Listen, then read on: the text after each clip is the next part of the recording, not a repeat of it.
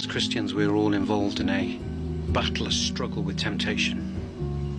And we do this in a number of ways. First of all, we must listen to our conscience, hear the voice of our conscience and respond to it, act on it. The more we respond to our conscience, the stronger it will grow within us. The clearer we will be able to hear it. The more we deny or ignore our conscience, the quieter it will become until, if we're not careful, we cannot hear it at all. And secondly, of course, we must look to Christ and how he overcame temptation.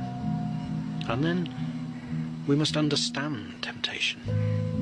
St. Gregory says to us, St. Gregory the Great, that temptation comes in 3 stages. First of all, the demons may suggest evil, suggest sin to us. And at this stage, the temptation remains outside of us. It doesn't enter into us and it hasn't changed us. But then we may take delight in the thoughts and the fantasies of the temptation. And once we begin to delight in them, then it enters into us, it changes us. But thirdly, St. Gregory says there is a stage of consent. We may consent and give ourselves to the sin, give ourselves to what is tempting us. St. Gregory goes as far to say that we become part of the devil's body when we give ourselves to evil. And then we look to Christ, Christ who was tempted in the wilderness. Christ who was tempted fully, completely knows exactly what it is to be tempted.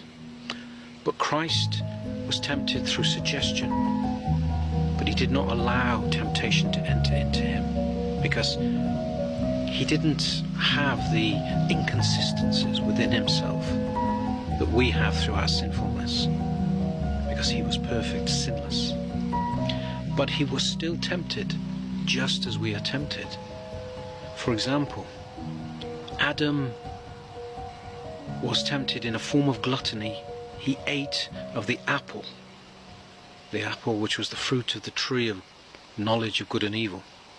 And Christ was tempted to turn these stones into bread to satisfy his hunger when he had fasted. Adam was tempted with a form of vainglory, to be equal to God, to know of good and evil and be just like God, Satan said. And Christ too was tempted to throw himself from the great high tower on the assurance that the angels would carry him up if he truly was the Messiah. And then thirdly, Adam was, if we like, filled with avarice, a form of avarice not just for money but of high position, of status, to be like God.